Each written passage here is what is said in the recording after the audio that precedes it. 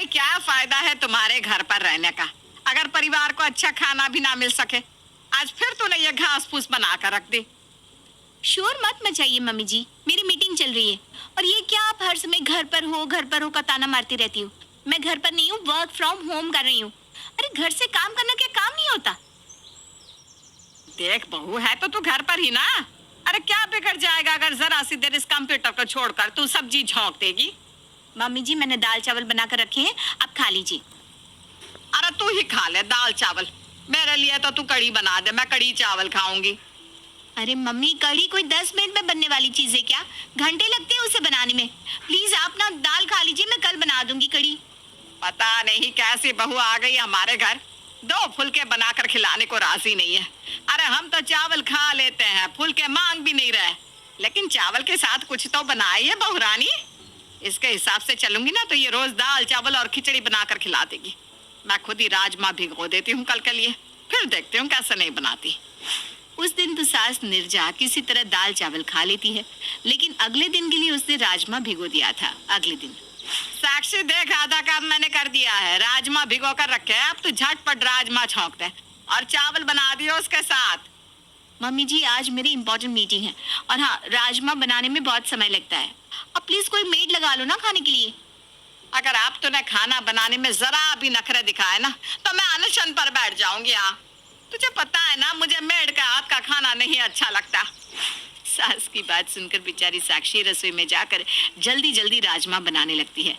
लेकिन राजमा तो भाई राजमा है, उसे बनाने में पकाने में उतना ही समय लगेगा जितना लगा करता है, जिसके कारण वो मीटिंग अटेंड करने में लेट हो जाती है। क्या बात है साक्षी, तुम्हें मीटिंग का टाइम पता नहीं था क्या?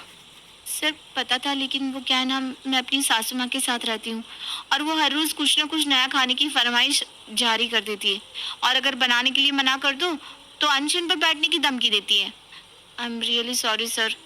ऐसा है साक्षी, अगर तुम्हें ऐसे ही काम करना है ना तो तुम ये नौकरी छोड़ दो और घर में एक रेस्टोरेंट खोल लो, या फिर अपनी सास के साथ मिलकर घर घर डब्बा पहुंचाने का काम शुरू कर दो। रोज नई नई डिश देकर तुम्हारी सास खुश हो जाएगी। तो मैं इस नौकरी की कोई जरूरत नहीं है। नहीं सर, सर प्लीज, मैं सच में शर्मिंदा हूँ, आगे से मैं ध्यान रखूंगी। देखो साक्षी, अमेरिकन क्लाइंट कॉल पर था और तुमने कॉल ही अटेंड नहीं किया। इतनी लापरवाही मैं बर्दाश्त नहीं कर सकता। ये तुम्हारे लिए लास्ट वार्निंग है, अगर फिर से ऐसा हुआ ना तो तुम इस नौकरी से हाथ धो बैठोगी। बॉस से तगड़ी झाड़ खाने के बाद अब साक्षी का खून खौल रहा था। तमाशा बन गया है मेरी जिंदगी का। पता नहीं किस मनहूस घड़ी में मैंने ये वर्क फ्रॉम होम लेने का डिसीजन लिया। जिंदगी जहन्नुम बन गई है मेरी।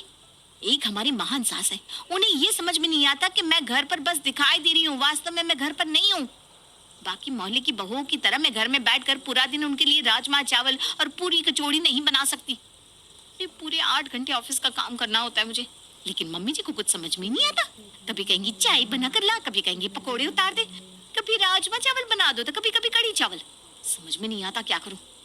अगले दिन, अरे बहू आज कढ़ी बना लेना, 3 दिन हो गया मैं तो कढ़ी के लिए तरसते हुए। सच्ची हमें नहीं पता था बेटे की शादी करके हमारी ऐसी हालत होने वाली है कि अपनी पसंद का खाना भी नसीब ना होगा।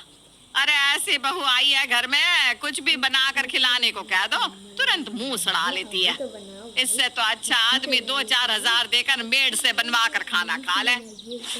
साक्षी रसोई में खड़ी सासू माँ के प्रवचन का आनंद ले रही थी, तभी उसकी सहेली का फोन आता है। अरे भाई क्या चल रहा है? तू तो फोन ही नहीं करती आजकल। अरे यार क्या बताऊं क्या चल रहा है। मैं बस कोई ऐसा अलादीन का चिराग ढूंढ रही हूँ जिसको घिसने से ना कढ़ी राजमा छोले 15 मिनट के अंदर बनकर तैयार हो जाए, ताकि मुझे सास और बॉस दोनों की बातें सुनने से मुक्ति मिल जाए। अरे यार ऐसा क्या मांगती है तेरी सासू माँ खाने के लिए? हर तीसरे दिन उन्हें खाने में कढ़ी चाहिए होती है, और अगर कह दो कि कढ़ी बनाने का मेरे पास टाइम नहीं है तो कहेंगी छोले बना ले, राजमा बना ले, सांभर बना ले। कोई ऐसी सब्जी हमारे घर में बन ही नहीं सकती जो जल्दी बन जाए, और अगर उनसे पूछे बिना कुछ बना कर रख दो तो उन्हें खाना नहीं है वो। अच्छा तो ये बात है, इसका मतलब तेरी सासू माँ कढ़ी चावल की दीवानी है। तो सुन, मेरे पास ना एक आइडिया है। इस आइडिया से कढ़ी चावल फटाफट तैयार हो जाएंगी और तुझे ज्यादा मेहनत भी नहीं करनी पड़ेगी। सच्ची? अरे जल्दी से बताना। रक्षिया धीमी आवाज में साक्षी को कुछ बताने लगती है। अरे वाह यार, तूने क्या बढ़िया आइडिया दिया है। और जिस तरीके से मेरे ससुराल वालों की खाने की डिमांड है ना, वो ऐसे ही पूरी हो सकती है जैसे तूने बताया। अब मैं यही करने वाली हूँ। चल चल, फोन रखती हूँ। कुछ देर बाद, मम्मी कढ़ी चावल बनाकर मैंने रसोई में रख दिए हैं, आप खा लेना। आज तो बिना झगड़ा किए ही तूने कड़ी चावल बना लिए। नीरजा रसोई में जाकर देखती है कि बड़ों से भगोने में भरकर कढ़ी रखी हुई है। अरे वाह, इतनी सारी कड़ी, आज तो मजा ही आ जाएगा। नीरजा अपने लिए थाली में खाना परोस लेती है और कढ़ी चावल की तारीफ करते करते पेट भर के खाना खा लेती है। साक्षी, तू भी खा ले, खाना नहीं खाएगी क्या? मैंने खा लिया मम्मी जी, मैं खाना अपने रूम में लेकर गई थी। अगर तूने भी खा लिया है तो फिर कड़ी तो बहुत बच गई है। तो ऐसा कर, रात को कुछ मत बनाना बहू, ये सारी कड़ी रखी हुई है, रात में वही खा लेंगे। ठीक है मम्मी जी। अगले दिन सुबह भी नीरजा रात की कड़ी खाकर ही काम चला लेती है, लेकिन कड़ी इतनी ज्यादा थी कि वो अभी भी खत्म नहीं हुई थी। मम्मी जी, अब इस कड़ी को फेंक कर शाम के लिए दाल बना दूं?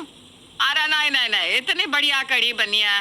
और कड़ी ना कभी बासी नहीं होती। कड़ी को तो जितना बासी करके खाओ ना, उतना ही स्वाद आता है उसमें। तो ऐसा कर, अपने लिए तुम लोगों को जो बनाना है बना लो, मेरे लिए तो तू कड़ी रख दे, मैं कड़ी से ही रोटी खा लूंगी। ठीक है मम्मी जी। अगले दिन सुबह, अच्छा बहू, तुझे रोज रोज मेरे लिए कढ़ी बनाने में दिक्कत होती है ना, तो ऐसा कर, ऐसे ही इकट्ठी कढ़ी बनाकर रख दिया कर। 2-3 दिन मेरा काम उसी से चल जाया करेगा। अब तू फिर कढ़ी बना देना। और हाँ, कढ़ी में ना पकोड़े भी डाल देना। पिछली बार तेरी कढ़ी में पकोड़े नहीं थे ना। ठीक है मम्मी जी, मैं आज फिर बना दूंगी। अब तो साक्षी खाना बनाने में जरा सी भी ना नकुर नहीं करती थी। वो खुशी खुशी सास के लिए कढ़ी चावल बनाती और नीरजा भी उसकी बनाई कढ़ी को 1-2 दिन तक बड़े